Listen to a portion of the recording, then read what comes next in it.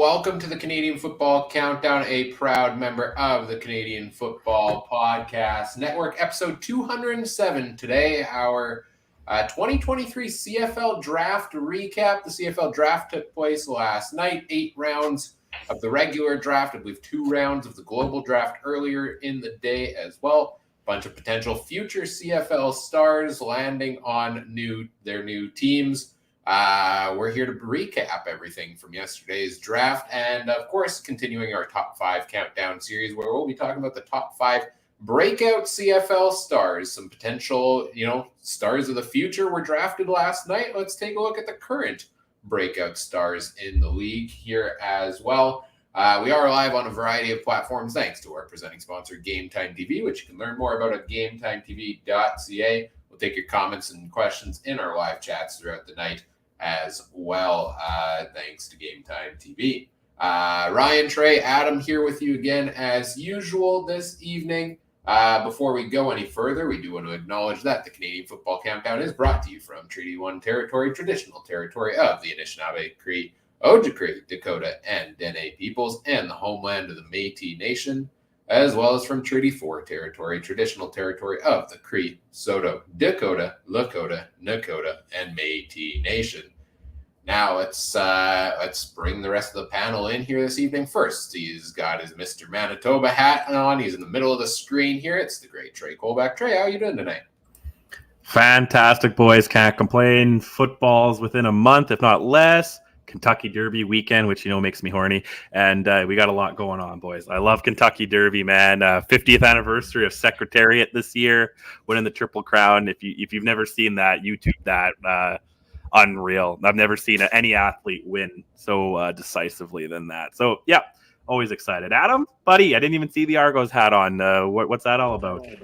Well, I don't know. I just felt like wearing an Argos hat tonight. I mean, I didn't see a whole lot out of the Argos in the draft this year, to be honest with you. But we'll get into that a little bit later on. No, it was the first hat I seen, so I grabbed an Argo hat for tonight. But busy as all heck with the farm right now. It's seeding time, so probably a day or two. And brace yourselves. The seeding photos are going to be coming hot and heavy. Hey, we're always looking forward to those. The great Adam Stewart here with us tonight as well. We're going to get into talking about the draft right away, but first, an exciting announcement, I guess, from the podcast. Something new we've been working on, we've put together, and we're excited about for the future with the show. We have a brand new community Discord server for the Canadian Football Countdown. If you'd like to access it, the link is in the episode description. You can also find it on our social media there. And if you're wondering what that is all about, is we are looking for more ways to interact regularly with all of our wonderful viewers and listeners and supporters in between episodes. We do our live podcasts every Wednesday night at 9:30 Central Time. It's not the most ideal time for a live audience. It just happens to be the only time that seems to work for all of us here. So we wanted to find a way to interact more regularly in between. And I kind of felt like Twitter was not really holding up in that regard anymore. Thanks, Elon. With the algorithms and everything. So, we started up the Discord server. You're welcome to hop in there. It's with the invite links in the description. It's free access into there. You just have to create a Discord account.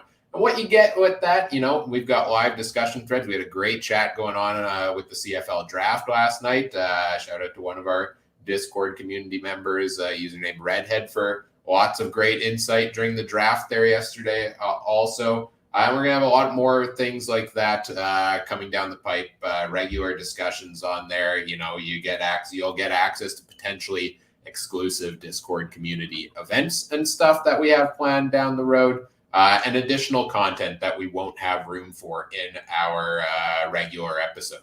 Last season, we did 2 episodes a week throughout the season. I think we all kind of agreed that was tough to fit into our current schedules. So this year will only be the 1 episode, but additional content in the Discord community for anybody looking for it there. How about you guys? What are you guys most looking forward to with this new community we've set up there, Adam? Hey, I'm just looking forward to the memes, but I mean, I'm a little disappointed nobody set up a farming Discord channel. I mean, we have NHL, we have MLB, we've got all the other sports, but apparently farming's no good. I don't know, but hey, you know what? Set I it still up want to right talk. now for you. Love I'll do it. it after the show. Anyways, you know what? No, I'm really excited to see a bunch more fans show up and check us out and see what we're going to be talking about. We got more time sometimes to chat via text and that way sometimes than we do get time on the show here. So it's good time to get to know us better and we get to know you better. And that way there we can make better content for you guys. So it's a win-win. Come and see us. Right on. How about you, Trey? Anything you're excited about most with it? Yeah, I just like talking to people, man. It's always fun, social media. And I get to be annoying in my horse racing section. I got one, Adam. I've been posting You're going to that be already. over the farming section. I know that. Just wait till Saturday, boys. I'll be all over the Kentucky Derby and telling you picks all day, and you'll be like, I don't even know what's going on at this point, and just blindly bet whatever I say, boys, and then you're good. But yeah, I'm looking forward to it. I'm actually surprised that our NHL one there hasn't taken off yet. I mean, because I think not quite like it would, I would have thought, but no, because the horse lost the other day, right? Mike's horse lost the other day, so he stayed quiet, right? Well, but his We're other not horse going there. We're not going there.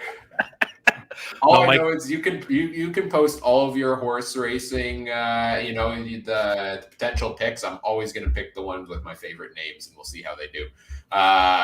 So yeah, come join the community Discord server. Lots of fun discussion to go on there with us and other CFL fans. What more could you want? All right, let's get into talking about the CFL draft because that's what we are here to do. Draft took place last night. First 2 rounds on TSN, the remaining rounds on TSN Plus, if you could actually load it, which was an on and off experience there. And it all kicked off. We're going to go team by team here and take a look at what each team did a little bit, if we liked what they did, if we didn't. Again, as we said in our draft preview shows, we're not the most in-depth knowledgeable on the individual prospects. There's other media out there if you're looking for direct insight on that, but we can kind of talk about some of the picks, whether they fit positional needs and things like that. So the Ottawa Red Blacks kicked things off last night with the first overall pick and took offensive lineman 6'6" Dante Bull with the first overall pick. In round 2, they had 3 picks there.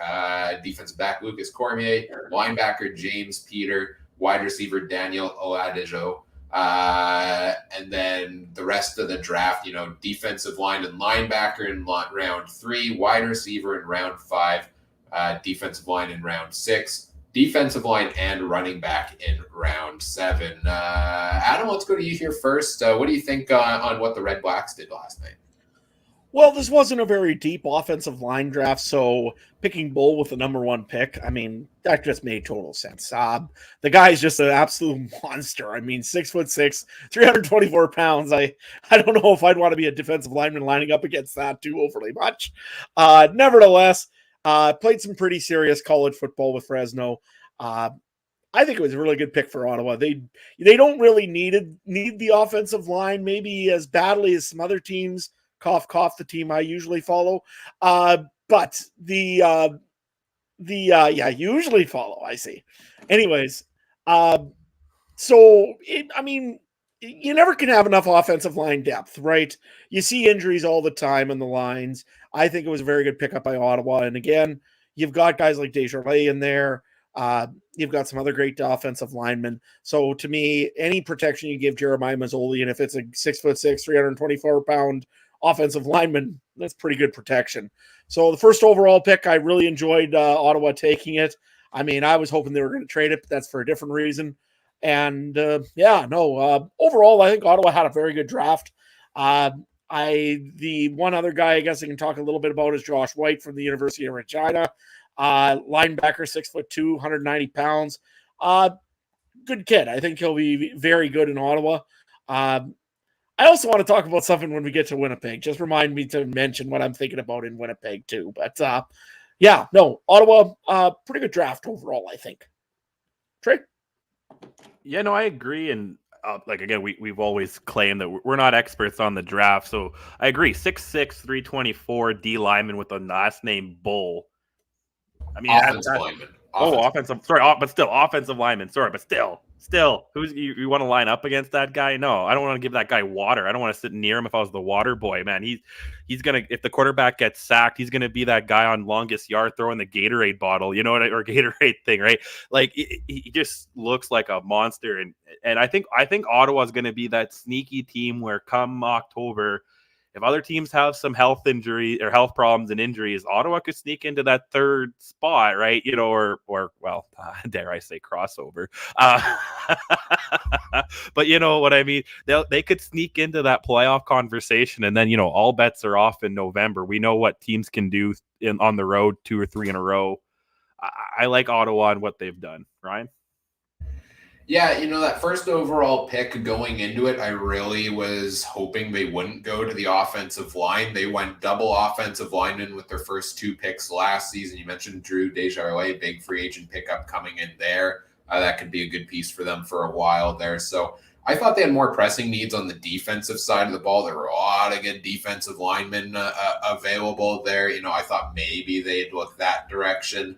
But after they did make the pick of offensive linemen, I almost thought maybe this is, a bit of a tactical play, knowing that there are very few near the top of the draft at that position, and knowing there are other teams like a Saskatchewan, who's picking at number 3, and Edmonton, I would argue, who may be looking at the offensive line position. It's almost like, you're getting a good piece in Dante Bull here, and you're also taking him away from a position of need from an opponent. So, as somebody who loves strategy games and stuff like that, like I love seeing something like that. I just don't know if Ottawa was the team in a position to do so. I think they're a team that should draft based on need because they have needs, right? Like they were a team at the bottom of the standings. They had the first overall pick. So I could see, I like the gamesmanship at other picks necessary potentially there. Not sure I like it at number 1 when you're a team that needs to build through this draft, but they did also have a number of draft picks. I mentioned, 3 of them in round 2. So I don't hate the pick of Dante Bull at first overall. I like that they went defensive back, linebacker, wide receiver was another spot I thought they needed to shore up here as well. And then did pick up, defensive linemen, a couple of them, including Aiden John in round 3 there. So overall, I think a decent draft for the Red Blacks. They got a number of pieces. If even a couple of these stick, that's going to help make them better for the next couple of years here. Let's move on and take a look at the second team on the board was the Edmonton Elks, who drafted number 2 overall and actually kept the pick. Shocker, no trade from Chris Jones. Did we get a trade during the draft at all? Not a one this year. That's what I was just going to say. Yeah, no trade at all during the draft for them, for anybody. With the number 2 pick, they go to linebacker Michael Broderick is their pick in the first round. Only pick in the second round was their territorial pick, so they go linebacker Jacob Taylor from Alberta. So back-to-back linebackers here early in the draft for the Elks. Rest of the draft, offensive line and long snapper in round 3. Shout out to the long snappers. Defensive line in round 4, running back in round 5, offensive line in round 6, defensive back in round 7, and running back in round 8. So a bit across the board, bit of offense, bit of defense here. Trey, let's go to you first on this one. Any thoughts on what the Elks did here? No, I'm not too shocked. Kind of defense heavy with a little bit of like athleticism, which is classic Chris Jones, right? Are those running backs going to be running backs? Are those linebackers going to be linebackers? We don't. That long snapper could be the kicker for all we know, man. That could be the quarterback next year if Cornelius goes down. We never know. With Chris Jones, it could just be whoever the mascot. Did they have a polar bear or something in Edmonton, or the football? I don't remember what their mascot is anymore. No, they have an elk now, don't they? I don't know. Maybe the long snapper is just going to be the elk. I don't know. But it's, I'm pretty impressed again. Like, God, I hate the CFL draft only because it's like we don't quite know what these guys could be. Like when we were going through our top 5s for the last few weeks, how many of those guys on Wikipedia never had a page or never had a down played and never heard of from again. And unfortunately, that's every draft, but the CFL draft a little bit more. But on paper, I like what they do. It just makes me sad looking at these birthdays. 2000, so kids in 2000 and 2001 now are draft eligible at CFL and NFL. That's good to know. Adam, how do you feel about the old Elks and Chris Jones? Well, Chris Jones did his usual Chris Jones thing. He went for the biggest athletes he could find. And I mean, I want to see that long snapper that's 6'1", 202 pounds take over as quarterback next year for the Edmonton Elks. I mean, I'd pay to see it. Nevertheless, their first overall pick there that they made this year, number 2 overall, I guess, was Michael Brodiek. Interesting pickup, actually, because he was predicted to possibly go to Montreal. I think somebody was reading the Caravan's roster and realized maybe there was something there with Danny Machocha and said, oh, no, I ain't letting him go to Montreal or let him go to Montreal. I'm bringing him to Edmonton. Very good linebacker, though, from what I've heard. Maybe a guy that can maybe do something to replace Adam Konar out of Edmonton. So I think that's why they made that pick. But again, you never know with Chris Jones. The guy that says linebacker might be their star wide receiver next week. So again, it's Edmonton. I like it, Chris Jones is Chris Jones. So it looks like good pickups from what I've seen. I probably would have maybe tried to go for an offensive lineman. However, again, this draft was very not deep in offensive linemen because of the NFL picking up so many. So I can see why they didn't. But that maybe that was one thing I wished Edmonton would have addressed maybe a little bit more. But who knows? Maybe one of these running backs can play offensive line. I did make the joke during draft night last night that, all the GMs have their draft sheets of order. They're probably planning on picking the players. And for every other team, it's probably the same in terms of the format of it. And then Chris Jones just cuts off the position column on his because he doesn't care. Does Chris Jones even know the position of the players he drafted here? Is my question. Does he care? He doesn't care because they end up, moving around. He's going to put them wherever they can. And yeah, Michael Broderick, was talked about as one of the most athletic defensive players in the draft. Yep, that fits the Chris Jones mold right there. You pair him together with Enoch Makonzo, I believe 4th overall pick last year for them. That's some good future Canadian depth there at linebacker. They did take an offensive lineman in round 3, Philip Grohovic. So, not too many taken early in the draft. They are still, I think, one of the earlier ones there. So they do get one off the board there. I like this draft for the Edmonton Elks.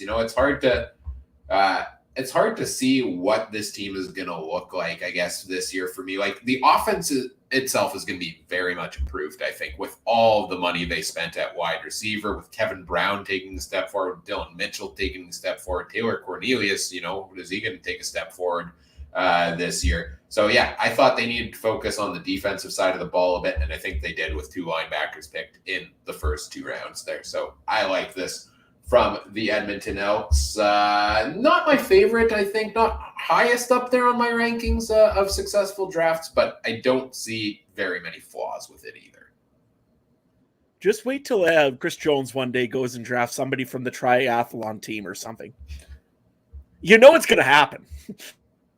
Yeah. Chris Jones looks at your swimming ability as your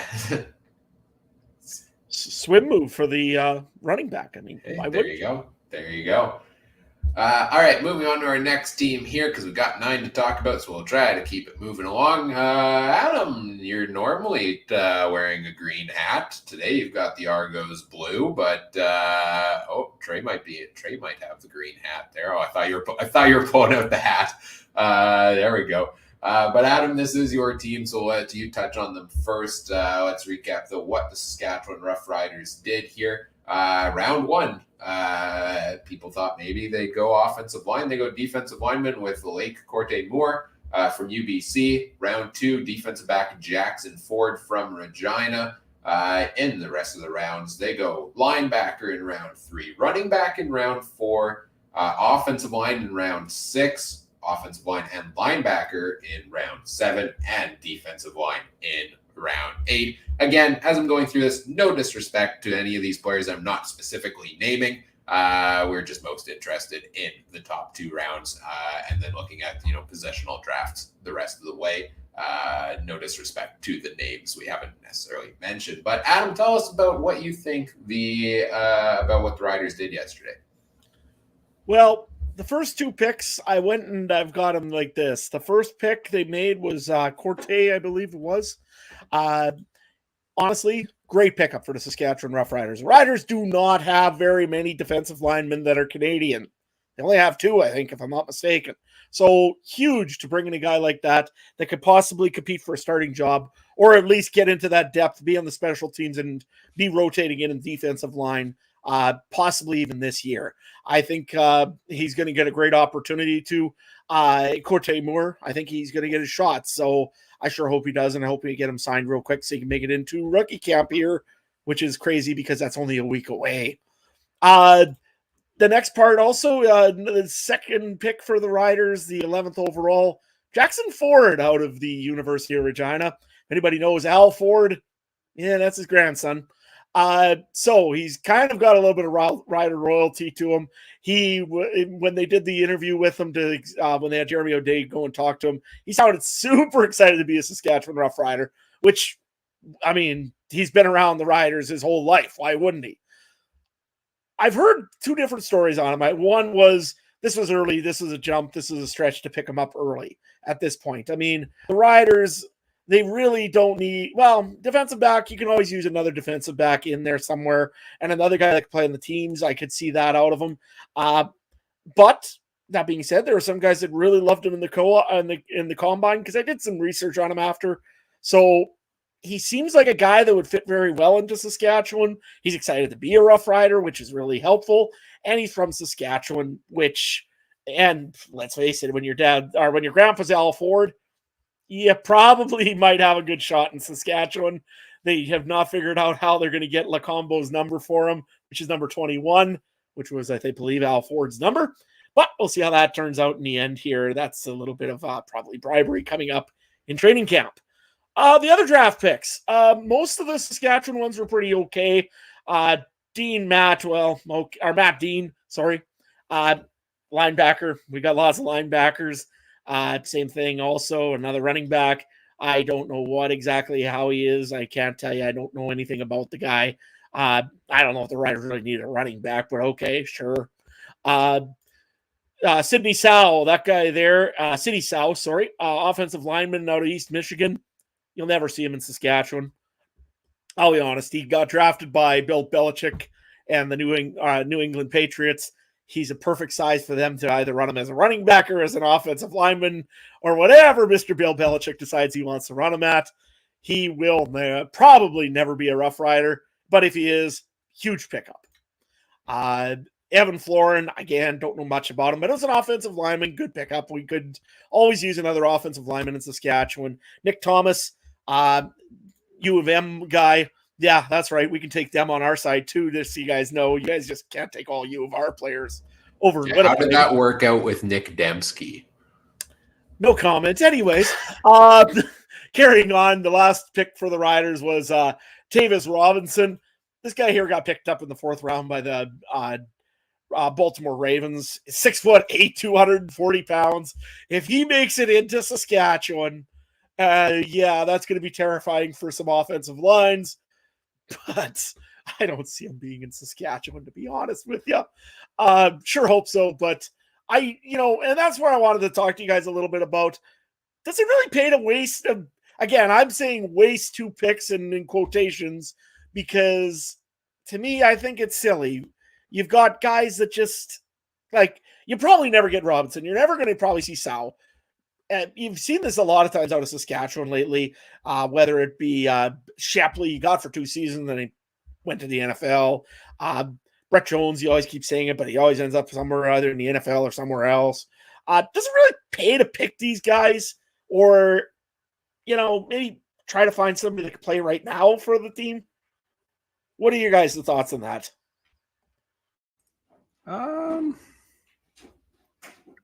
I don't know. I wonder if there's. I mean, it'd be hard to do, but I wonder if there's a way you could make like transfer them to your negotiation thing if they're in the NFL. I know they're Canadian, but something. But I see what you're saying. But it's the luck of it. Like, looking back, I'm sure Winnipeg Jet fans are like, well, where's Line A? You know what I mean? And you could see these picks right from every league. Where's this guy? Where's this guy? Where's Menzel? Where's Mayfield? Where the list goes on. And I'm like, well, it's the risk you take, the first overall draft pick anyway. So, and you could get a Tom Brady, the last pick of the 8th round, when there's not even 8th round anymore. You could get that guy, and I guess that's the risk these guys are taking. But I agree. Those 2 last picks, if they come up here, that's pretty awesome. But I was looking at that running back from Delaware, over 4 years, 1,000 yards over 4 years of college. He's been hurt for most of it. So, sure, a Canadian running back with NCAA experience, but I don't know. I don't mind those picks. I just don't think Saskatchewan is good enough to be making those picks right now. But like I said, team like BC, Winnipeg, Saskatchewan in the past, when they are kind of the team that's always 14-4 kind of thing. Sure, but I don't know about this year, Ryan. Yeah, if you're gonna make those, home run picks, like rounds 6 and 8 are the rounds to do it in. Like, how many draft picks from those rounds make it to the CFL as notable names? There are some that do. We had some on our list when we did our top 5 draft picks from the past decade on the past couple shows. There were some late round picks there that turned out to be very good for their teams. But if you're gonna take a shot, do it late round. And I'd feel better about it though if I liked what the Riders did earlier in the draft. Like, I hate to say it, but they are one of the losers of the draft to me, because again, offensive line is just such the obvious thing for them to focus on. To me, at least, the offensive line. If the offensive line fails this year, Jeremy O'Day is without a job coming after this year, in my opinion. Like, his job rides on the offensive line being improved. So I would have expected him to try to almost overcommit to improving the offensive line a little bit there. I don't think it would have been wise to go too far down that path, but I thought early on they'd try to, take an offensive lineman, and maybe they were going to until Dante Bull got taken by the Red Blacks there. But you know what? If they weren't going to go O-line, maybe, there was talk, I think Marshall Ferguson on the TSN broadcast suggested maybe you trade down and then still get your offensive lineman and an additional pick in there. That didn't happen. I think defensive lineman was one of the best alternative options for them for round 1. So I do like the pick there. But then defensive back in round 2, linebacker in round 3. You don't need another linebacker. That's one of the positions the Riders are most stacked at. And, Micah Tights is going to be your number 1 Canadian at that position. Running back in round 4, you've got Jamal Morrow, you got Frankie Hickson. Heck, you've still got Keenan LaFrance, I believe. I don't see any room on that depth chart right now at running back. And then you get into those 2 home run picks there, right? So there's not really a lot here in the draft for me from the Riders to get excited about, so to say. These guys could become stellar players, but if I'm just looking at the positionals, I don't think they addressed the needs that I would have hoped they did. The only thing I can say on that is, again, they did their signing in the free agency a little bit with the offensive line, right? Yep. Philip Blake, Peter Godber, you got some of those other guys back. Is it enough? Yeah, I don't know. But Philip Blake's also, what, 34, 35 years old, so... Yeah, although there was also 1 year that he took off for COVID, so, I mean, like I say, he's not as banged up as a usual 35 to 37-year-old. So, that might be not a bad pickup. You did a little bit in free agency. I know they had to deal with the defensive line for sure. There is only 2 Canadian defensive linemen that they have, and if they're planning on running any starting Canadian defensive lineman, they need the depth. So my thing is, you don't switch off of that though. You stick with defensive line. You get 2 or 3 solid defensive linemen, then maybe you can afford some luxury pick, which is a Jackson Ford. I don't think he was going to be going anywhere past. I think you could have got him in the 3rd or 4th round. I'll be honest. If you really liked him in the 4th round, make a trade up just to give a guy a 5th and a 3rd next year and say, okay, fine. But yeah, no, the Saskatchewan Roughriders, to me, it was barely, if Jackson Ford turns out to be amazing, it's a passable grade, but that's it. I mean, there's a lot riding on one player. Otherwise, I can't say this was a great draft for the Saskatchewan Roughriders. Well, let's move on to the Calgary Stampeders, who are next up in the draft. A team that drafts pretty well regularly coming into the draft this year. I think we all said this was a team that didn't have any glaring positional needs necessarily. It was going to be they're going to draft, and there's probably going to be a future all-star that they draft. They go with wide receiver Cole Tucker at 4th overall in the first round from Northern Illinois. No pick in the second round for them. They then in round 3 go defensive line, wide receiver again. So 2 wide receivers in their first 3 picks there. Offensive line in round 4, defensive line in round 5, round 6 tight end and kicker. So maybe one of the more unique rounds from a team in the draft here. It's the first time we've talked about a kicker here so far. And then in round 8, fullback there to round out the draft for them. Now, I was a little surprised to see them go so heavy on wide receiver here, Calgary, because you got Jalen Philpott, you got Luther Hakunavanu, you've got Colton Hunchak, Tyson Middlemost. Those are some good depth pieces there. I didn't think they needed to go there necessarily, but some news also did just come out today that Jalen Philpott just went for, I think it's hamstring surgery, and will not be ready come training camp. So maybe that played into the role. Maybe they knew that a little bit there. But they got some good pieces at wide receiver. We had chat going, in our Discord community yesterday, a lot about the Stampeders, talking about how their American depth at wide receiver isn't necessarily as strong as some of the other teams. So maybe make up for that a bit with the Canadians there. I'm kind of neutral on the Stampeders. I don't feel strongly one way or another on what they did here myself, just because I didn't know what their needs necessarily were coming into the draft. And, really it's the late round picks that ended up working well for the Stampeders. Trey, what do you think on Calgary? I love they drafted a tight end. That's not really a position in the CFL. That's kind of cool. Not really a recognizable one, but I don't mind them going with the receivers. They need depth in that position with the Canadian, like we said, with the injury and stuff. And Calgary's that one. They could literally probably trade all their picks away, and then they'll still scout somehow and still pick up guys. To me, it doesn't matter what they do. This was a team they don't really have glaring needs. Like I said, whoever's in charge now, it's not Huff. I'm sure he still has some say, but Dickinson, they could have just traded all 8 picks or however many they had away for anything they wanted. And new stadium, maybe they could have traded that away for that or something, or some of that money that they're getting for the new hockey rink. But there's just come football, come season time, Calgary is going to be 10-8, if not a little bit better, hunting around, and we're going to sit back and probably either one or two of these guys are going to be, stars, or all these guys are not going to make the team, and they found 8, 9, 10 other guys somewhere else that have been keeping them together. Right, Adam? Yeah, that's essentially Calgary. I mean, Cole Tucker, I can almost guarantee, is either going to be a 1,000-yard receiver in the next 2 years, or he's going to be a dud. It's pretty, with Calgary, I could probably guess it'd probably be the former of the two, knowing them.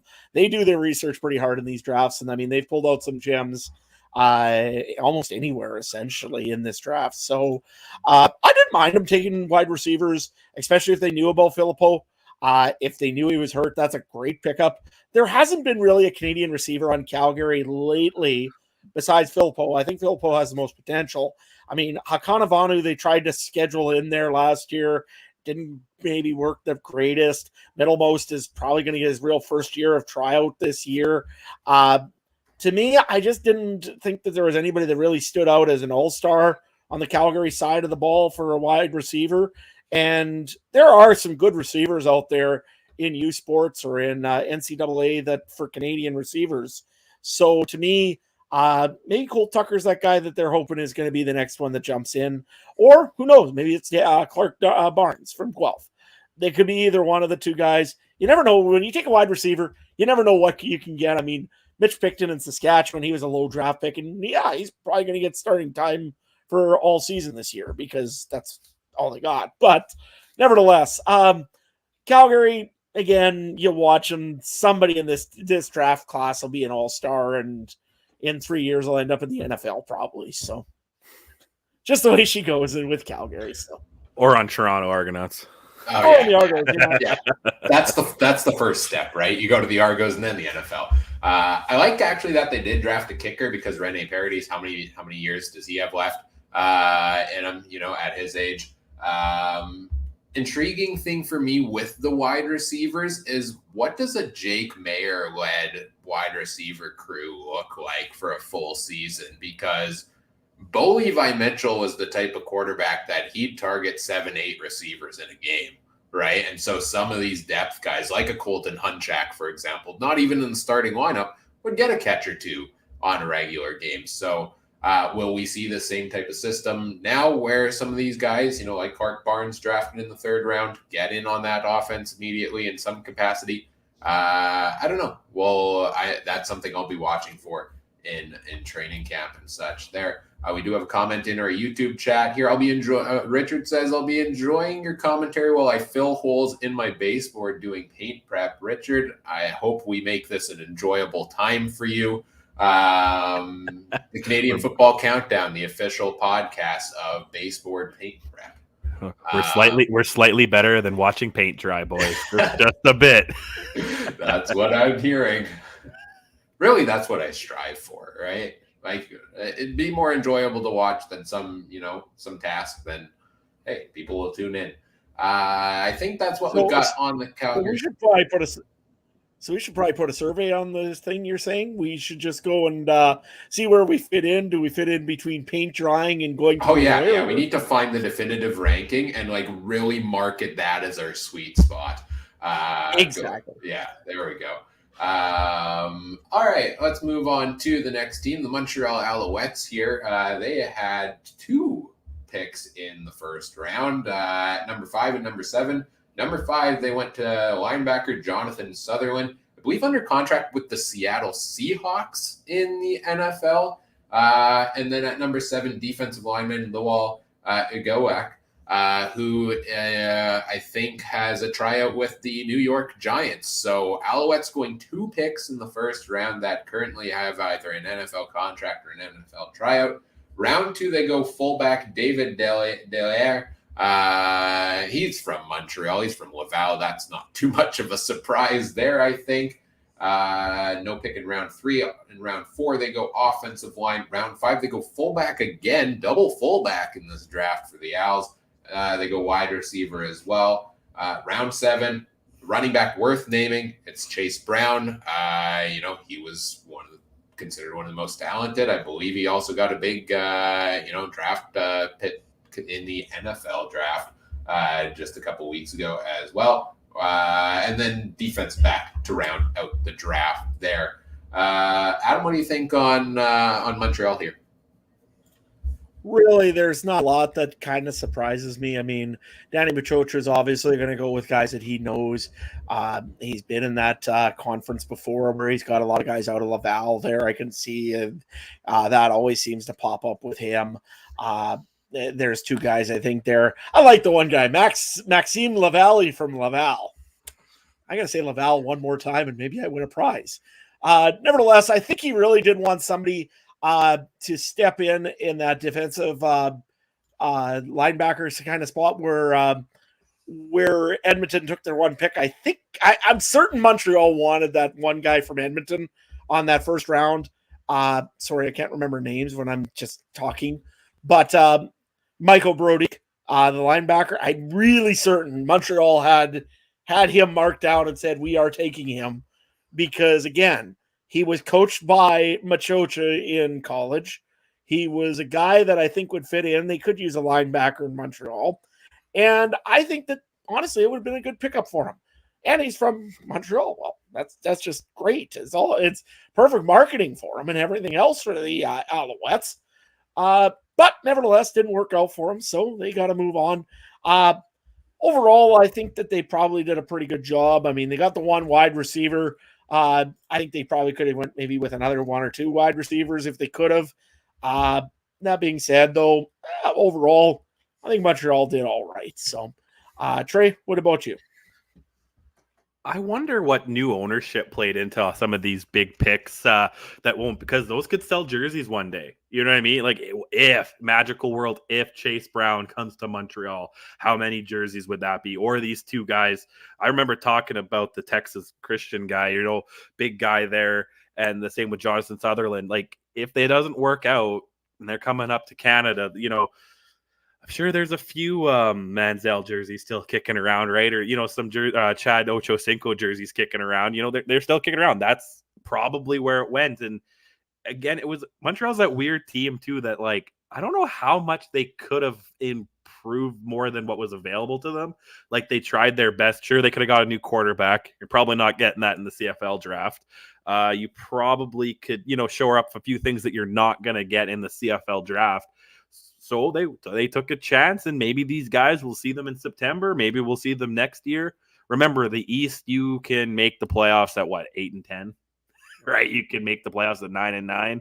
So I think that's the game plan they're kind of playing right here. Go 9-9, and what if these guys show up in September after spending time in an NFL training camp? It's not quite game ready, but it's not game ready either, right? So I like what they're doing. They're definitely looking for the future a little bit too, because good God, I hate good Canadians going to the NFL. I was like that with Claypool. I've been that with Hubbard, and now with Chase Brown.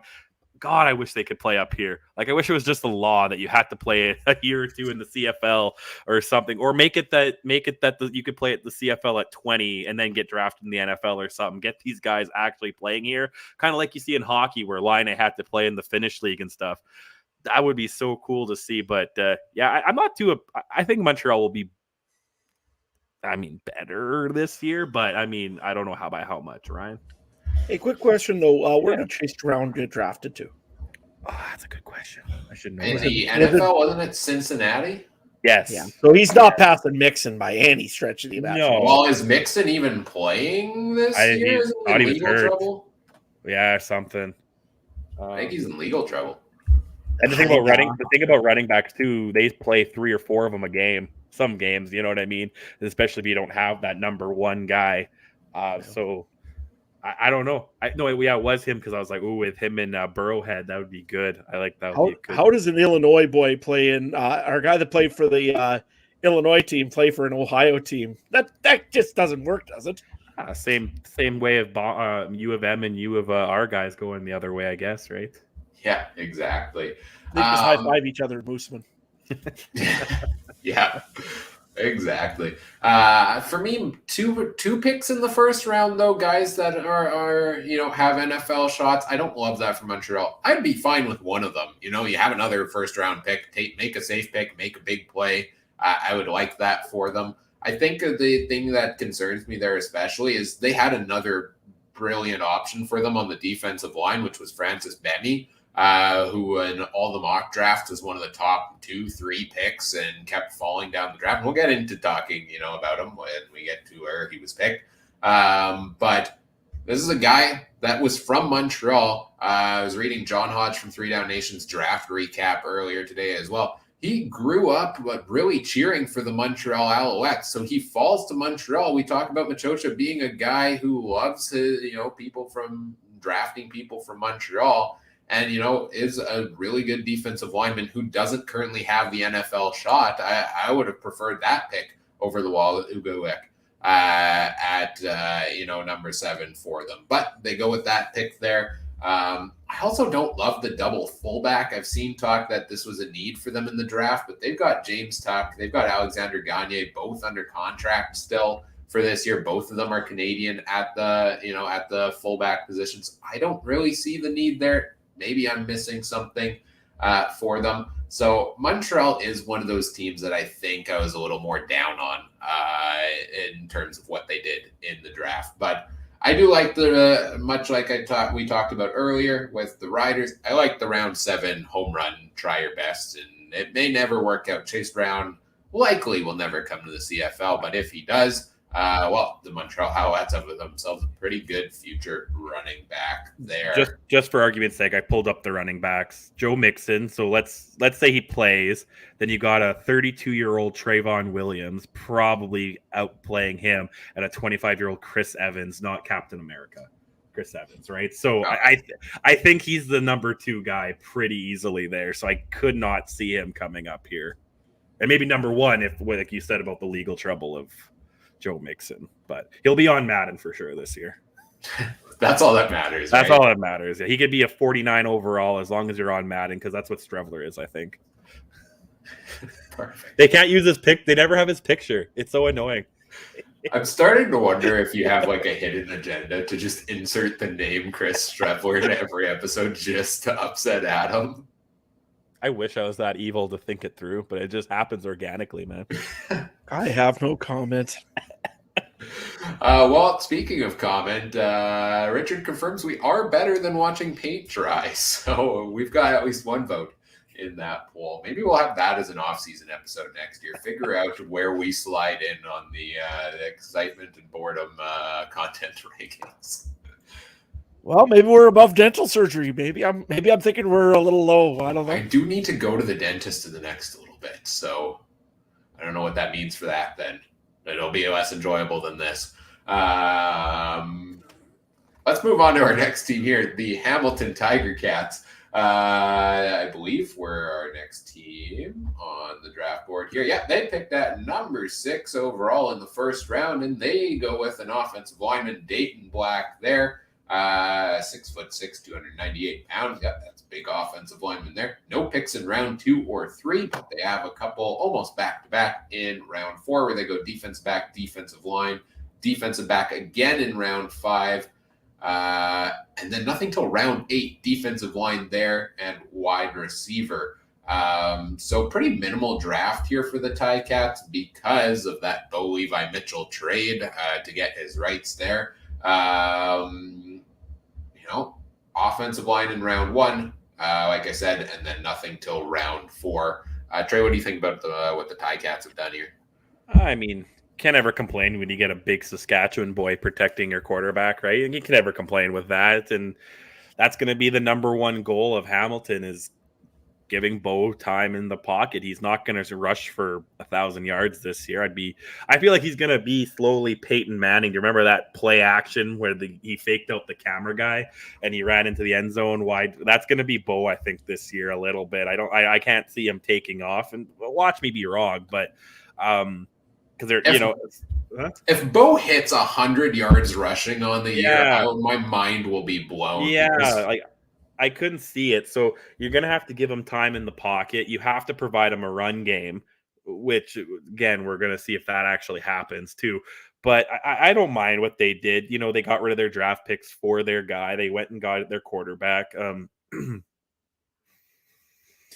Yeah, and it's all or nothing for them this year. That's what they're kind of going for, right, with the Grey Cup. And it's the LA Rams. They don't care what happens next year at this point, as long as they can just somehow muster together a Grey Cup bid this year, right, Adam? Just to interject here, because I pulled up the stats, Bo Levi Mitchell rushing yards in the last 3 seasons: 26 last year, 19 in 2021, and 4 in 2019.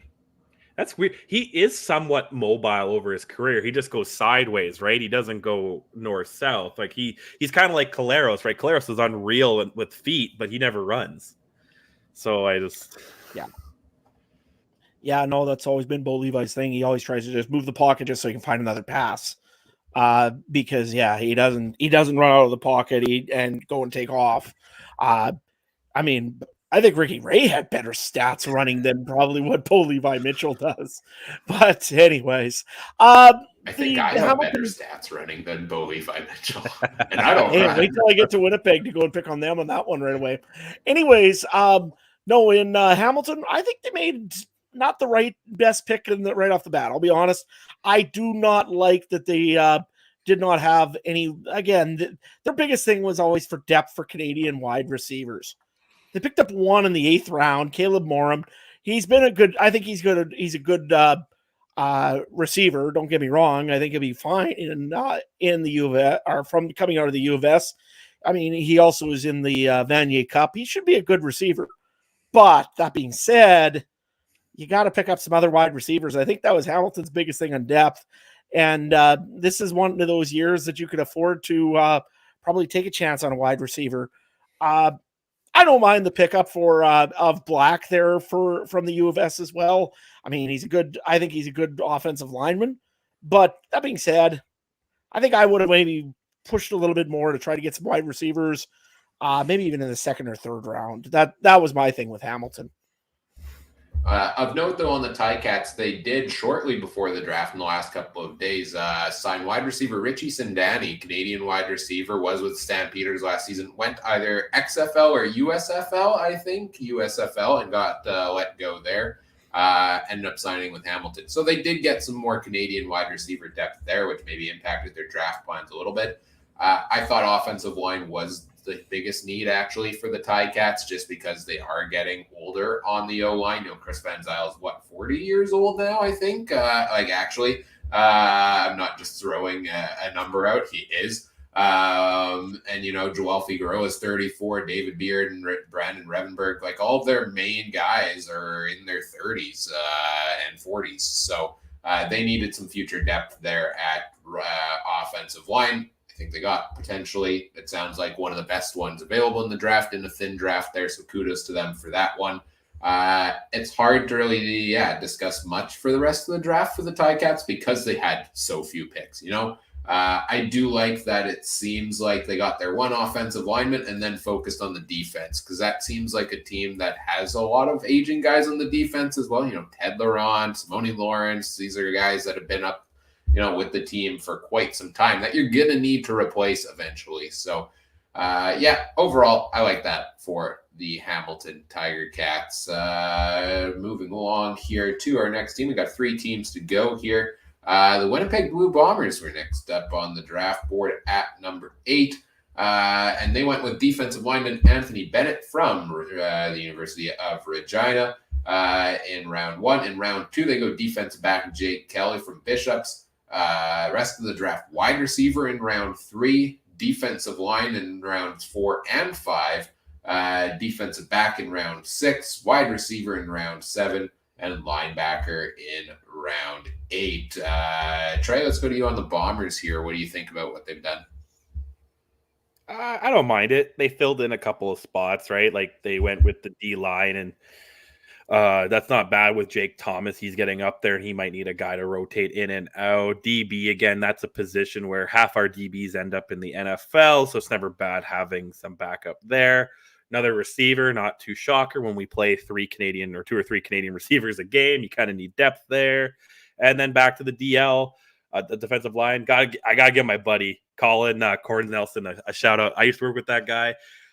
If it says 6'2", that's the low ball. I'm 6'1". This guy is a cup more than an inch taller than me. 240. He's put on weight. Only guy I have, or not only guy, but he got sucker punched once while throwing someone out, and he's like bleeding in the mouth. And the sadistic smile he gave that pork, like he was like, "I could kill you, but I'm on the clock, so I can't." Like, so he's gonna have so much fun on that defensive line. I can just see it already, man. I did text him, and he remembered me, so I was like, "Yeah, let's go." But other than that, take a couple Saskatchewaners. Took the Manitoba kid, can't complain with it. And I'm actually surprised they didn't make a splash on maybe that NFL guy. Ooh, Chase Brown is a Bomber. Oh, man. Anyway, but other than that, I'm pretty happy, Adam. The Winnipeg Blue Bombers did do what they needed to do in the Canadian draft. I mean, they probably needed to address some spots in the defensive line that are eventually aging there a little bit. They needed to go and they needed to get maybe, again, another Canadian wide receiver. You can never have enough. If there's a good Canadian wide receiver, you take him. It's as simple as that for that. Offensive lineman, didn't see very much out of Winnipeg that way.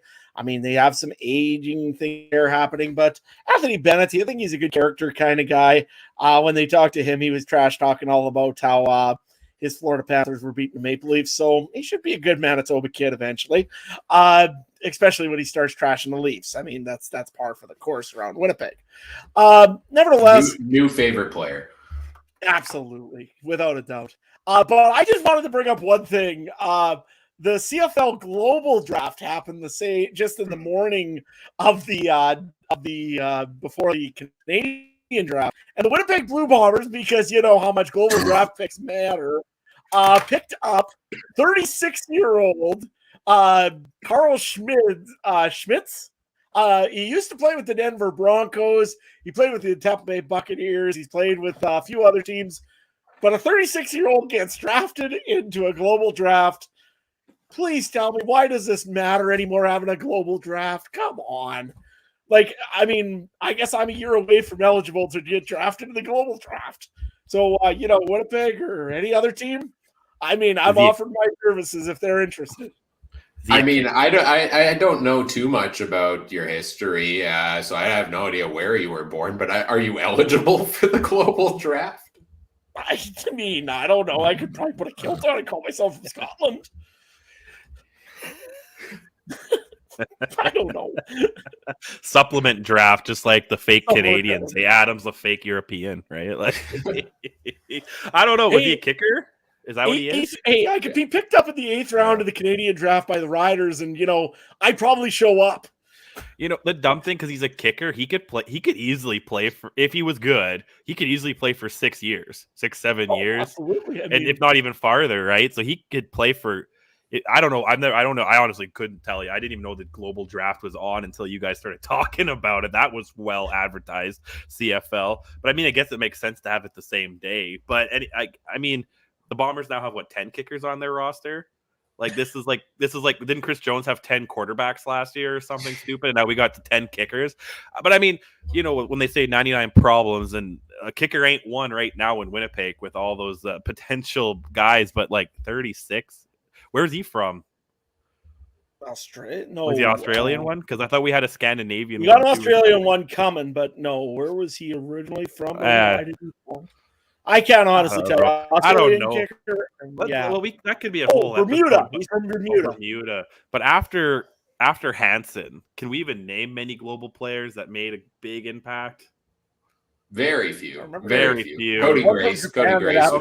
But that's what I mean. There's a couple. Like, it would be nice if each team had one guy that you really thought of, but I think there's like 2 or 3 in the league. Yeah. I mean, Saskatchewan's punter, Venvik. Right. Yeah.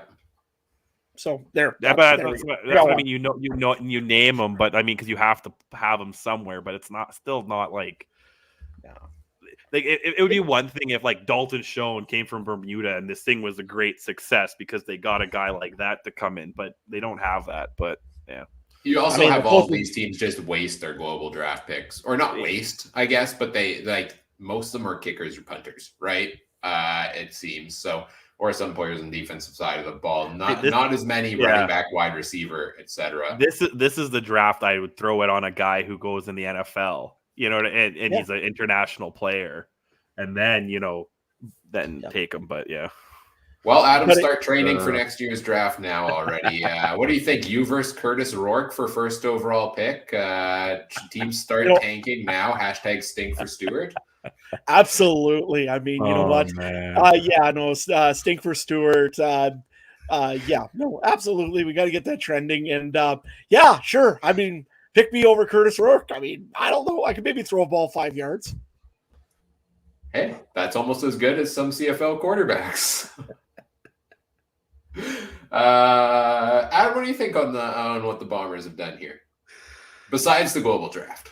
No, honestly, they did a pretty good job, I thought. I mean, they had to update their defensive line a little bit, and they needed some depth in the defensive line, getting a Canadian spot. Linebacker, I mean, they've gotten, I think, 1 or 2 of them, if I'm not mistaken. Or am I wrong? I'm completely wrong. There's no, Max Charbonneau in the round 8. I mean, you never know. Maybe he might come in and be a backup and be maybe a good special teamer. And that's, I think, the biggest thing nowadays is when you're going and coming into the league, you got to be a good special teamer first if you're going to make probably a roster. So we'll see how these guys do on special teams. Lots of them we'll probably be hearing about them returning or going and blocking or doing something. And if they can really make a good impression there, that's how you're going to end up with your position. So I'm not sure how these guys are for special teams players. that's, I think, where they're going to probably have to make their earn their keep until, Winnipeg probably loses a few of their guys just to age, I think. So for me, yeah. I really liked what the Bombers did in the first 2 rounds. Defensive line, defense back were the exact 2 positions I thought they needed to fill. Jake Thomas is the longest standing member of the team. Coming up on 12, 13 years now he's been with the Bombers. And really, there isn't much Canadian depth behind him there. Also, there are no immediate, Canadian backups to Jefferson, Jeff Coat, etc., who are getting up there in age and have been around for a little while as well. So I really like going defensive line early in the draft there. Also, last year, Tyrell Ford was their big early round pick at defensive back, and he ended up going to the NFL with the Green Bay Packers now. So almost had to make up for that a little bit with this draft, which is why I like taking Jake Kelly, defensive back, in round 2 there for them. I think those were the 2 biggest needs. A little surprised they went wide receiver in round 3 just because they're stacked at wide receiver with the pieces there. But I do really like what you did say there, Trey, about how they start 2 to 3 Canadians often, right? So you kind of need more depth there. Yeah, interesting. Defensive line, 3 defensive linemen, I believe, in their first 5 picks. So clearly that was a position of need for them. Kudos to them for getting the job done. I liked this draft for the Bombers. I thought it was very strong there. The final pick of round 1 went to the BC Lions, who acquired it in a trade with the Toronto Argonauts back just before free agency for Jordan Williams. They used that first-round pick to pick defensive lineman Francis Bemi, who did fall all the way to them based on the mock draft. A lot of them had them going up, 2, 3, 4. In round 2, they go defensive back Siraman Harrison Bagayogo. It was their pick at 14th overall. Nothing in round 3. In round 4, they go linebacker. Round 5, they go defensive back. They go defensive back in round 6, linebacker in round 7, and finally offensive line in round 8. So everything defensive side of the ball here for the Lions until an offensive lineman at the very end here. Adam, let's go back to you here first, I think, on this one. BC, what do you like? What don't you like? BC, I think, had a pretty, kind of average draft. I mean, they definitely wanted some more defensive pieces, obviously. That was seen. The one guy that I wanted to bring up, though, was Charlie Ringland. He injured himself, had an ACL tear at the combine, was actually numbering out really well, and ended up tearing his ACL. Well, that's not a great experience. But luckily, he was drafted up by the BC Lions. He has a year eligibility left in Saskatchewan. I would imagine he'll take it and go back to Saskatchewan this year. But that one there, I really want to see how he develops when he gets to the Canadian game, to the CFL, because I think he might be a sleeper pick. And because even though he was like a 4th-round pick, there was talks of him being quite a bit higher than that before the injury. So I'm interested to see what they do on that one. Overall, though, BC, again, they had a plan in place. They were getting defensive backs. They were getting linemen. I think, there was one old lineman in the round 8, Troy Cole. That's all they really had for offense on this night. You know what? If that's what they figured they needed to do, and they needed defensive players, especially Canadians, can't fault them for that. They got their guys in. Trey, what do you think? No, I agree, because on their offensive side, they're kind of American heavy. They're not the Bombers. They don't have 3 Canadians. They have Whitehead, Cote, all that. They have a lot of Americans. Or is Cote Canadian? No. Katoy is Canadian. Katoy is Canadian. Never mind. But you know what I mean? They're not as heavy on offense, so they need to find them on defense. And what's the one kind of question mark position in BC? Probably the quarterback, and they're not going to hit lightning twice and get another Rourke this year, right? So I think they did all right, Ryan. Yeah, I'm on the same page as you guys. I feel like they got super lucky that, a guy like Francis Bemi did fall to them at the 9th overall pick. So that seemed like a no-brainer pick for them there. They do have a lot of Canadians on their roster on the defensive line, but how many of those were later round picks? If they get a gem here, I like that for them, because I think the defensive line overall was a position they could use some improvement at. Defensive back was their pick in round 2. They don't really have much Canadian depth there, but their starting group is all Americans, but it's pretty stellar. So that's where the draft gets interesting to me, because we talk about, they need more Canadian depth at this position, but you don't need it at every position, right? Like, if your plan for your team is to run full American at defensive back, for example, well, then you don't really need to draft a Canadian there, as long as you have alternative options at other positions. So, it all depends, I guess, on what the team's plan is. If they're still planning to go, full American there, then I don't love necessarily going defensive back as much. But it also, if he turns out to be a really good player himself, well, then that maybe allows him to flip the ratio and put an American in somewhere else that they currently don't. So, much the same way as you guys. Interesting to see them, focus more on the defensive side of the ball here. Very defensive heavy for them. But last year, I think they did spend a little more time on the offensive line, like when they took, who did they take last year on the offensive line? I'm drawing blanks here. There was a big name. Noah Zur was an early pick for them there last year.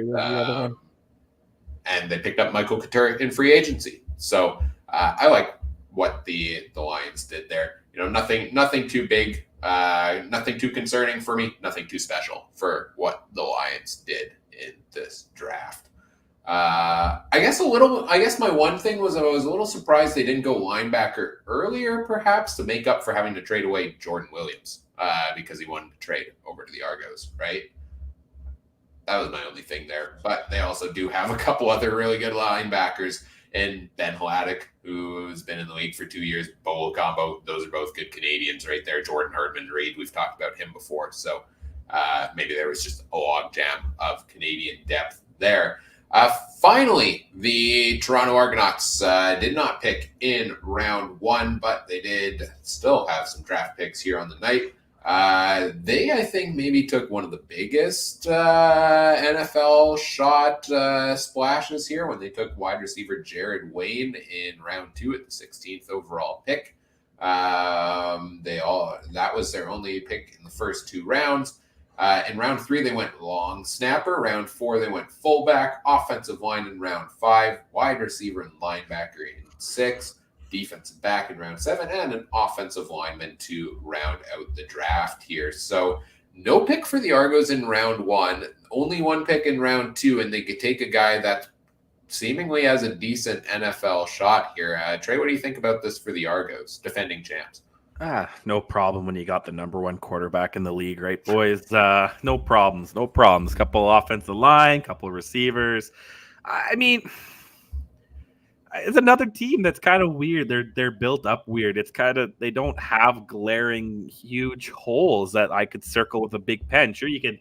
Every team's got little ones here and there, but I mean, I don't mind them taking a shot on an NFL guy. And like I said, what if September comes and next thing you know, him and Curly Gittens Jr. just end up being, the 1A, horses in that race, right? And same with their they have some offensive line, can always have some depth with there. You want to keep, if you're going with Chad Kelly, a guy who's not technically a rookie, but would be a rookie starter, I guess, coming into this year. You don't hate that, and you shore up your defense a little bit. And I mean, Adam's got the hat on. He's obviously picking Toronto, right? Going into the next season. Adam? Yeah. Anyways, no. You know what I did? I'll agree with you though, Trey, on the one part about picking up Jared Wayne. He was signed by the Houston Texans after the draft.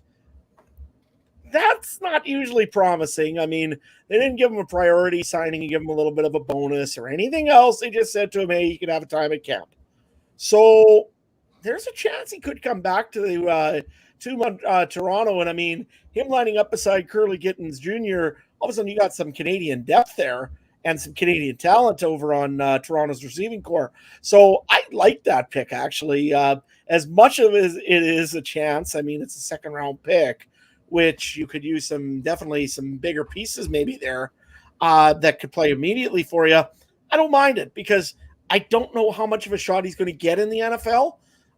If the Houston Texans are the team knocking on your door, nobody else knocked on your door, be very interesting. Like I said, I don't know on that one. Plus, also they have a pretty good Canadian already down there in Houston with Metcalf. So we'll see what happens here. Overall, though, Toronto's draft, I mean, kind of meh. I don't know the best way of explaining it. Namely because I never checked in any of these players, to be honest with you, or not very many of them, and I don't know them that well. So maybe they've done a great job of drafting this one and Pinball nailed it out of the park, or they did a terrible job. But I can't really tell you. Need wise, I think they could have used some depth in wide receiver, so they got a wide receiver and they got another one later on, I think, if I'm not mistaken. So let's see what happens. Yeah, to me, the Argos. I mean, I'm looking at their current roster, and this is a team that is pretty well spread out at every position where they're ready for this year. The only roster question mark for me with the Argos is what's Chad Kelly going to look like this year, right? If Chad Kelly is a good quarterback, this is a team that should be able to easily, I think, compete for top spot in the East Division once again this year. And so I don't think they had any pressing needs for right now. So I don't mind the future pick there as well at wide receiver with Wayne. And you're right, Adam. Being signed as an undrafted free agent is a little bit different than, okay, this guy was drafted by the NFL. It's nothing different than some of these other guys that just get a training camp shot. We've seen a ton of players this offseason get tryouts with teams and not end up signing in the NFL. Look at Keon Schaefer-Baker. He had 16 of them, something like that, 12, 16 NFL tryouts. Hey, he's still back in the CFL. So Jared Wayne could very well still come to the CFL. I don't hate it for the Argos. They don't have a ton of needs right now, I think, for them. And even if he doesn't come here, they've got good depth and good future pieces at wide receiver. You mentioned Curly Gittins Jr. is one of the top receivers in the game, and he's only 26 years old, I think. So Cam Phillips is good future piece. DeMonte Cox, he showed some promise. Dontrell Inman, he's 34 years old and last played with the team 10 years ago and is apparently back this year. Maybe not a future depth piece, but they've got depth for right now. They've got depth for the future. So it's just another piece to the future puzzle potentially for the Argos there. Anything else on draft? Current. I was going to say current depth chart. Jared Wayne is ranked the 5th right receiver out of 15 guys on the Texans roster. So good chance he's going to be probably cut at some point. But yeah, but no, I'm good. I'm good to move on. Adam. All right, then let's move on. So that was our CFL draft recap. Now let's move on to our final segment of the show. We do it every week now. It is the countdown. It is our top 5 countdown. And this week we're counting down our top 5 current breakout CFL stars. Some of these guys we just talked about are going to be the potential stars of tomorrow in the CFL. So who are the breakout stars of now? Rough criteria for this. Has to be a guy currently still in the CFL. Sorry, Nathan Rourke, you don't count on this list. And is kind of a guy where last season, had a breakout, and we expect to kind of continue and build off of that breakout coming into this year as well. So it could have been a guy, great rookie season, could have been a guy who's been in the league for a couple of years, but is still, had their first really strong season last year. That is the criteria for this time around. This one was my idea, so I guess based off of the usual flow we go, I guess I kick us off with my number 5 on the list here. I went with Calgary linebacker Titus Wall. Rookie season for him last year, only played 10 games due to injury, but 39 tackles, 2 sacks, 3 interceptions, 2 forced fumbles, also scored 2 defensive touchdowns. I mean, he did everything all over the field. And if he played a full season and, Dalton Schoen didn't exist, at least in the CFL space, I could see a case where Titus Wall would be a Rookie of the Year nominee from the West Division. So really strong, first season there for him. I believe he plays middle linebacker. I could be wrong on that one. But I think he's got a bright future ahead of him here. So give me Titus Wall on the defensive side of the ball as my number 5. Trey, let's go to you. Who do you have at 5? Okay, I'm going to let me see here. What does this Wikipedia page say? I tried to go to Wikipedia, by the way. Titus Wall does not have a Wikipedia page, so I had to go to the CFL.ca website. Get this man a Wikipedia page. Sorry, my guy is Seth Small of Hamilton. He had the kicker. He had a pretty good year. I had his stats and I lost him here.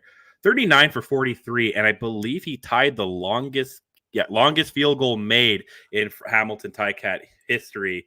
Not too bad your first year in the league, so we'll go with him. Adam?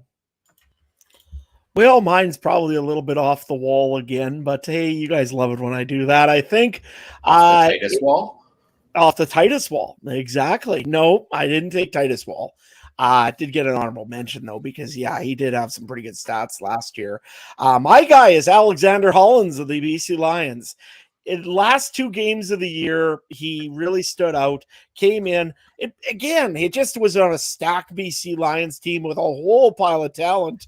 Well, guess what? This year here, there is no Brian Burnham in his way. There's a few other players that are missing off of that line and off that receiving core. And guess what?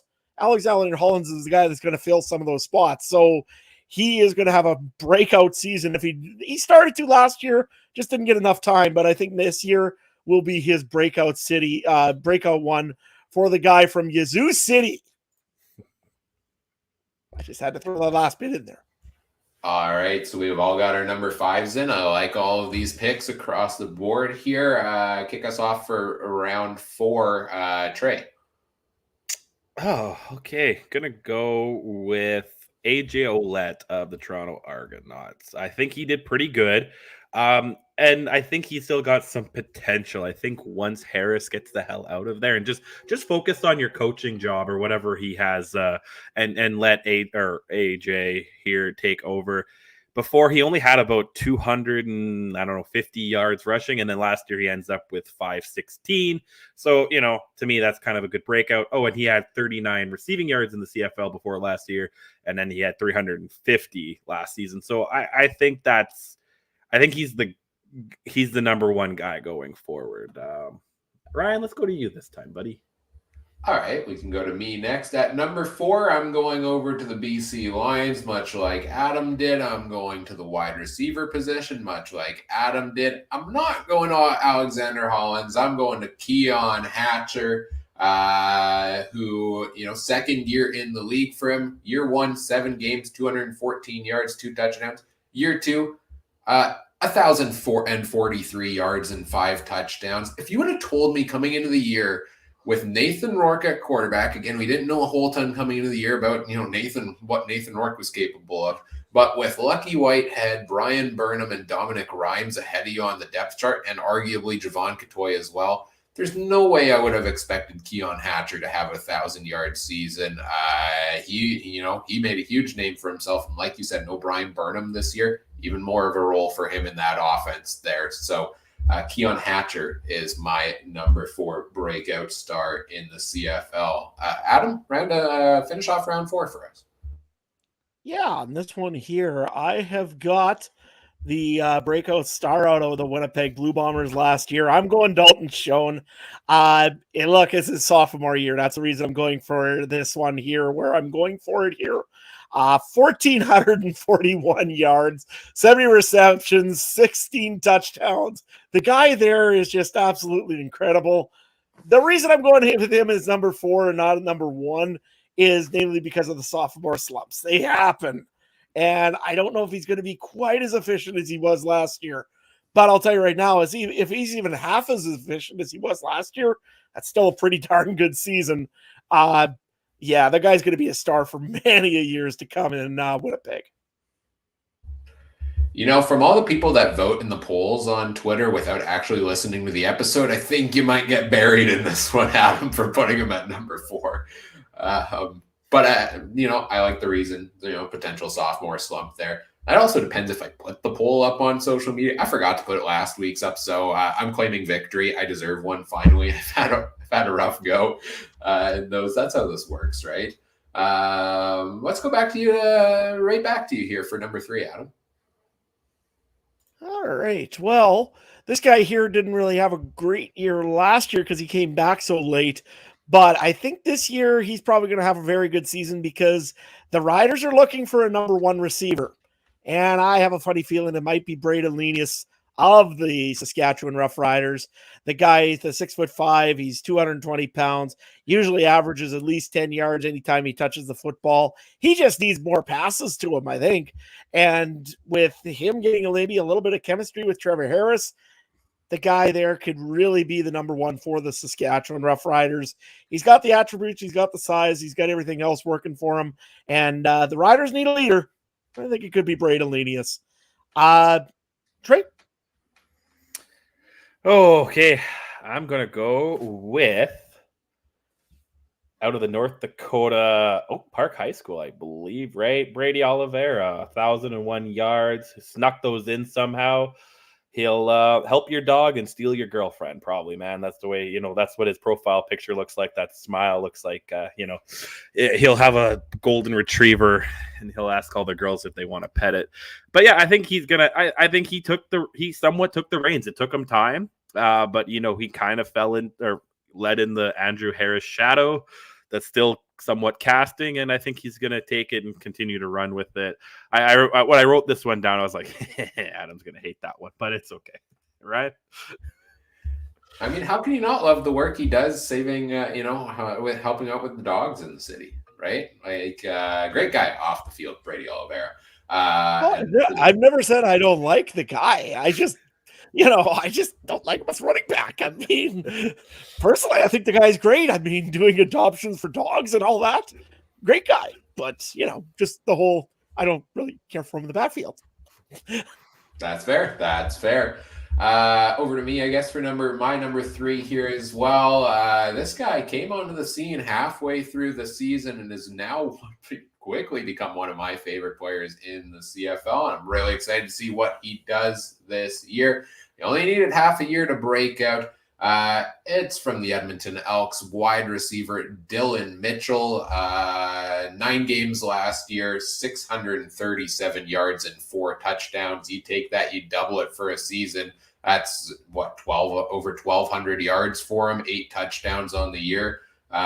Which, correct me if I'm wrong, puts if not would have, if assuming he could keep that pace, obviously, put him right there with Dalton, the likes of Dalton Schoen for top in receiving yards in the CFL. So huge second half of the year for Dylan Mitchell. I really hope he doesn't get buried a little in that depth chart with the likes of Eugene Lewis and Kyron Moore and such brought in. Hoping it just takes some attention away from him. And, Taylor Cornelius will launch that ball down the field with his powerful arm, and Dylan Mitchell will be there to catch it, as he did game in and game out second half of the season there. Dylan Mitchell, my number 3 pick here. Let's go over to you to kick off number 2 here, Trey. We're going to go to Wilfrid Laurier graduate Curly Gittins Jr. Again, he almost doubled his career totals last year. I think he'll be a force to reckon with. And if Toronto's lucky enough to get that other kid we were talking about, it's going to be who are we going to get burned by? The guy who could have been in the NFL or the guy who could be in the NFL too, probably, right? So I'm going to go with Curly. I like how they spell it. It makes me think of the Three Stooges, but I like how they spell it. Adam. Well, I was going to go with a certain guy in number 2, but I'm going to change it up here just because I have a funny feeling I know what Brian's going to do at number 1 right away. So I'm going to go with another Saskatchewan Roughrider that actually had a pretty good breakout season last year. just got injured, and hey, injury shouldn't really matter on that kind of thing. It's Frankie Hickson from the Saskatchewan Roughriders. I really think the guy there is going to have a breakout season, even if he's got a guy above him like Jamal Morrow. I think he's just a really talented running back. He makes such amazing plays when he does get going. Last year there, 533 yards, had a touchdown. But again, 13 games, he was injured for quite a bit of it. But a 6.3 average yards per carry. Well, hey, you get that kind of yardage on an average carry, you're going to end up most times getting a first down. And that's what the main thing of a running back's supposed to do, is get you the first down, push those yards forward. And Frankie Hickson does it very well. And I think he's due for a breakout season in 2023. All right. For me, for my number 2 spot, when you have a guy with 17 career games over 2 seasons, where he only puts up 4 sacks in that span, and then takes that and in his first year with a new team puts up 17 and wins the most outstanding defensive player of the year award, that to me is a breakout star, and that is Lorenzo Malden the fourth. With the Ottawa Redblacks, led the league in sacks last season, 17 of them, 2 forced fumbles. He was a force to be reckoned with. I don't think we quite saw that type of breakout coming from him last year. He comes in at number 2 for me on this list. And I guess this one was my idea, so I'll kick us off to finalize the final round here. Dalton Schoen at wide receiver for me. Rookie of the year. If you're talking about breakout players, it's hard to not look at the guy who was literally named the top first season breakout player in the CFL to me. Dalton Schoen did everything. 1,441 yards. Wow, I didn't realize it was even quite that many. I thought it was around 1,200. 16 touchdowns, led the league in that category as well. On a team that still had some other pretty good wide receivers there. Nobody in their right mind could have seen this type of season coming from Dalton Schoen. We were high on him in training camp. I think a lot of people were, but nobody could have seen that coming. He's the breakout star. Could he have the sophomore slump? Yes. I think there is a bit of regression potential there, but as of right now, I think he's the number 1 in the CFL in that category. We'll go over to you here next, Trey, and then we'll go to Adam last, I think. No, I agree with you. Hard to not go with a guy. 20.6 average yards a catch. So you can go get a holding call, and he's picking up the first down for you the next play, right? It's pretty much what that's saying. Yes, he could have the sophomore slump. Yes, he could have the Madden-covered curse on him. But I also think you got Lawler, you got Dembski, you got Wolartarski, you got Orange Leary. You got your favorite running back McCray, potentially got Oliveira. You got all those other guys. Who are you covering? Who are you covering? So even if he's the one covered, Lawler's wide open, Dembski's wide open. It's gonna be a gong show if that receiving core stays healthy. So Schoen, I would be maybe tempted to buy that jersey, only not because he could be NFL bound. But other than that, I'd buy that jersey even if he goes to some other CFL team in a year or two, because I think it would be worth it. Adam? Well, I probably, in the end, let me put it this way. When I looked at this here, I thought it was for the guys that are going to break out this next year.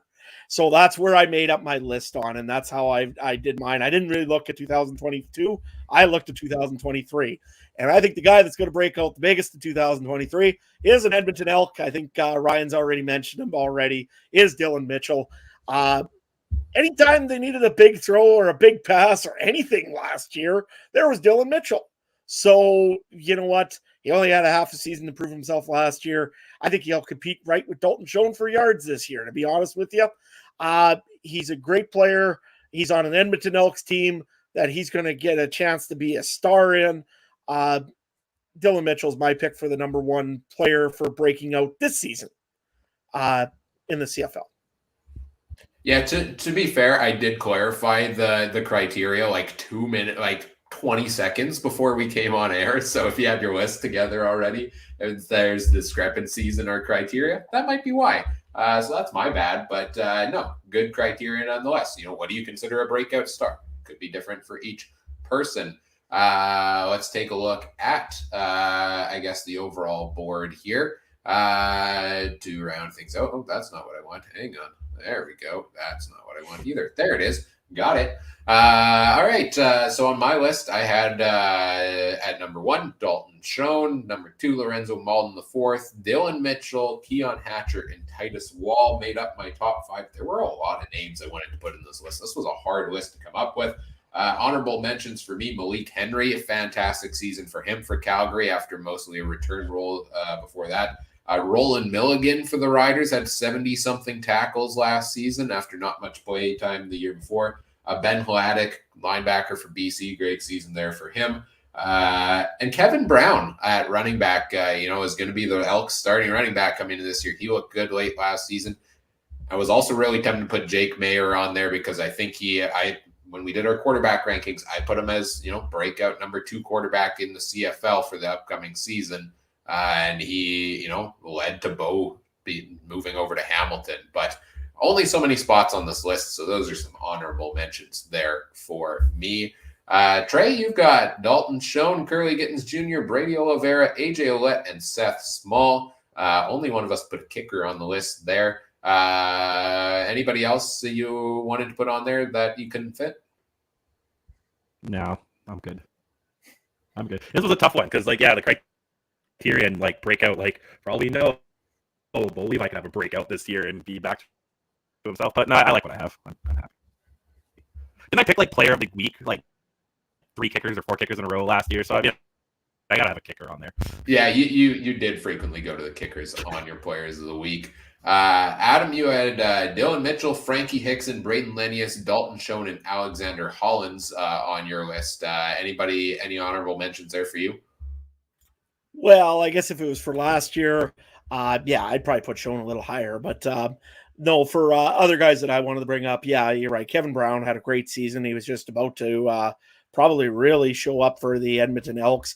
Another guy also was the not Kadeem Carey, the other guy for Calgary Stampeders for running back. Which one, Peyton Logan or Dedrick Mills? There could be arguments for both. Dedrick Mills. Dedrick Mills had a pretty good season as well. Whenever he came in, he was I couldn't tell that it wasn't Kadeem Carey in there essentially, except for the number. He had a great season as well last year. He could have a breakout this year.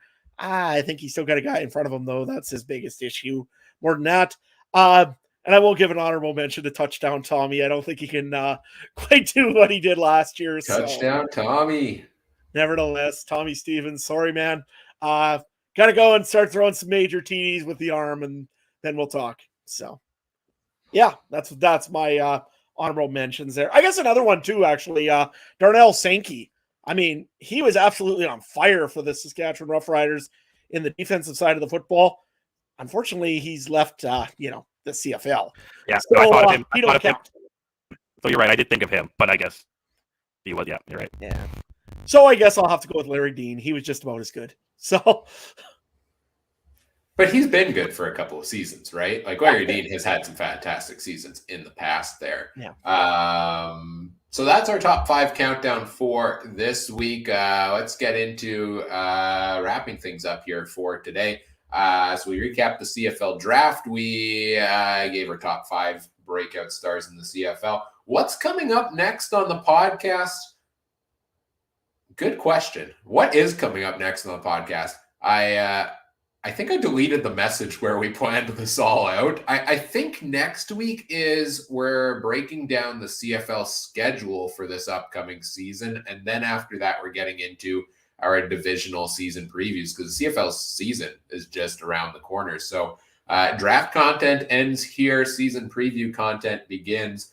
So we'll take a look at the CFL schedule, break it down, and discuss what we like, what we don't.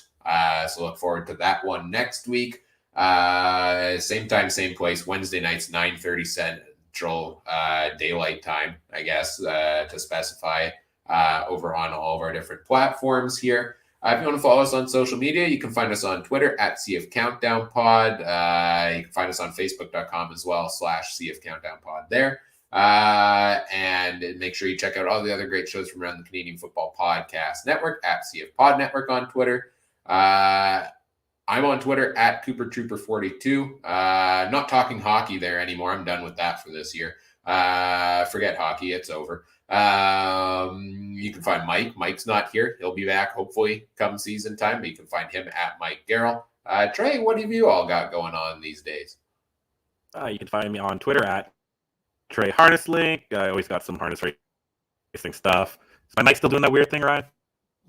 So, is it? Okay. I don't know what's wrong with it. I'll fix it for next time, because I also have a horse racing podcast, and it wasn't acting up this morning, guys, so it must be your guys' fault. But yeah, if you want to check out harness racing Kentucky Derby this week, 149th running, it's always a good time to get the Kentucky bourbon out and lose your kids' college fund on betting on a horse that has a crazy cool name. Adam, where can people find you? Well, I have no kids to worry about, so I probably can bet the college fund on some crazy horse names. Anyways, no, you can find me at Adam Stewart 1. I'll be honest, all you're going to see there is probably a bunch of farming pictures or a bunch of seeding pictures, or maybe I might even talk about my new favorite NHL team for the playoffs here, because, I had to jump a bandwagon too, because, my Avalanche get taken out by an expansion team. Anyways, I won't get too upset about that. I'll move on here. Join us in our misery. Yeah, pretty much. I mean, it just doesn't feel like spring right now, guys. I mean, I should be out seeding and everything else, but it's delayed 2 weeks because the Leafs aren't out yet. I like it. Trey got it. Yeah, there we go. Anyways, find me at Adam Stewart 1. Maybe I got some more lame jokes like that too about the Maple Leafs. You never know. Come and see me though. Don't worry, they'll be out in 3 more games. 2 more. Why do I have to cheer for the Panthers? Like, there's the division rivals. It's just, I don't know. Give me a Florida-Seattle finals now for maximum chaos. Why not? Why not? So that's everything we've got going on there. As we mentioned off the top of the show, also, if you want more interaction with us between episodes, make sure you check out the Canadian Football Countdown Discord community, where, we'll be discussing all things CFL with the CFC crew and other CFL fans, additional content beyond our weekly podcast episodes. Not too much of that right now while we're still in preseason mode.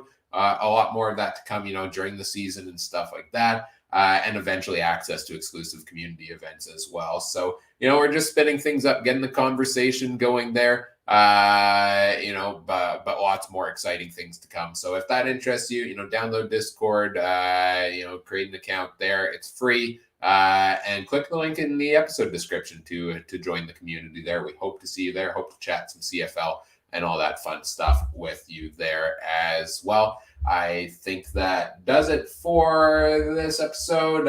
Again, as always, whatever podcast platform you're listening on, we appreciate it if you do all the fun things such as like, comment, subscribe, rate, review, share the show with your friends. Help us grow the show. We always appreciate that. On behalf of our panel here this evening, Trey and Adam, I'm Ryan saying thank you for listening. Take care. Have a good one. Bye.